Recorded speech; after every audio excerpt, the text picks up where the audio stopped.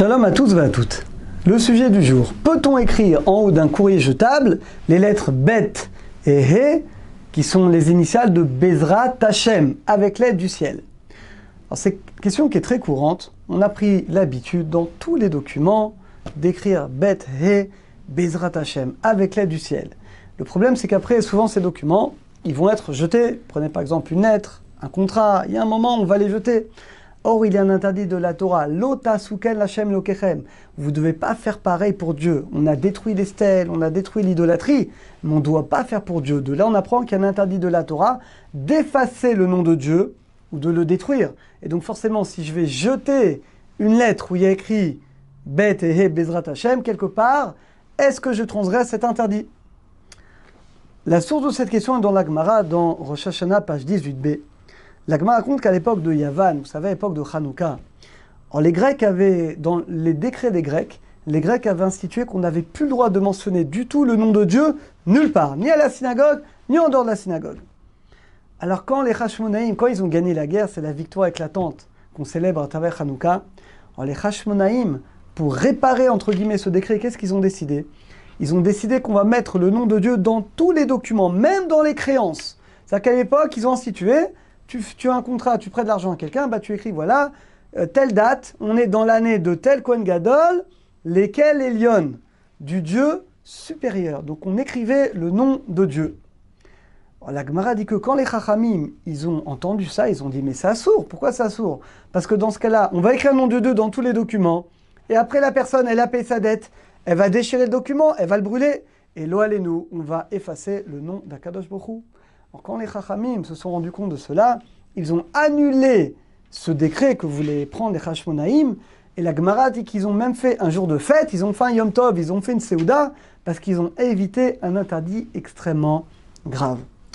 De là, on apprend qu'on n'a pas le droit d'écrire le nom de Dieu sur un contrat, et c'est ramené dans le Ramadan Shranor. On n'écrit pas le nom de Dieu dans des documents que forcément un jour ou l'autre, une fois que le contrat est terminé, une fois que la créance est remboursée, on a peur que la personne, elle va le détruire, elle va le brûler, elle va le jeter, et on viendrait à transgresser cet interdit. Donc là, les Chachamim ont interdit d'écrire le nom de Dieu sur des contrats de créance, des contrats de manière générale, pour ne pas qu'on en vienne à les effacer. Néanmoins, on ne parle uniquement du nom de Dieu. C'est quoi le nom de Dieu? Là, dans l'exemple d'Agma, c'était Kel Elion, le Dieu supérieur. Quelqu'un qui va écrire Yud Kevavke, qui va écrire Elohim, qui va écrire Shakai. Quand on écrit le nom de Dieu, alors évidemment que dans ce cas-là, c'est terminé, on n'a plus le droit de le détruire, c'est un interdit de la Torah. Mais là, de quoi on parle? Notre question, c'est juste un Bet et un He, qui sont donc Bezrat Hashem. Première lettre de Bezrat, c'est Bet, Hashem, He. Alors là, c'est totalement différent, parce que Bet, He n'est pas un nom d'Hachem.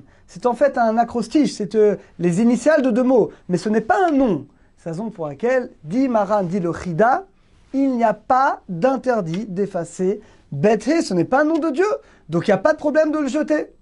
Et dit le Chida, c'est pareil, He. Des fois vous écrivez, et vous ne voulez pas écrire Hachem, vous écrivez He, He avec deux traits. Vous avez la pensée, vous êtes Mikavel, le nom d'Hachem, mais vous ne voulez pas écrire Hachem.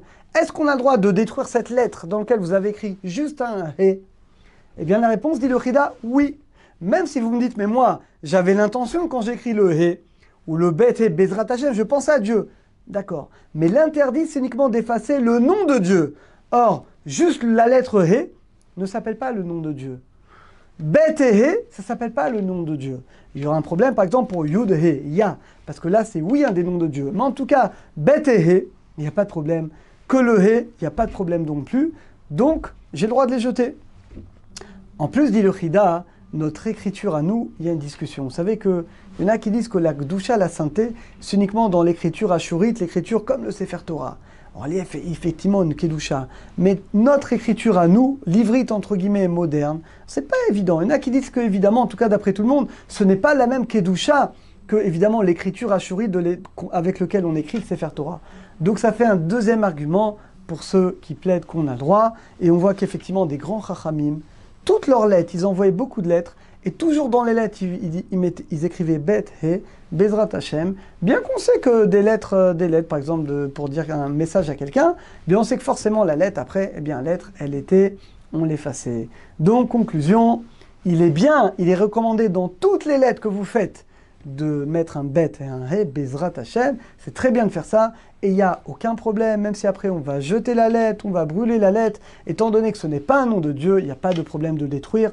Pareil également avec la lettre he, dans tous ces cas-là, ça ne pose pas de problème. Alors Bezrat Hashem, qu'on ait mérite de toujours écrire comme il faut Bezrat Hashem et que Hashem soit toujours Bezrat Hashem avec nous tous. À très bientôt, à tous et à toutes.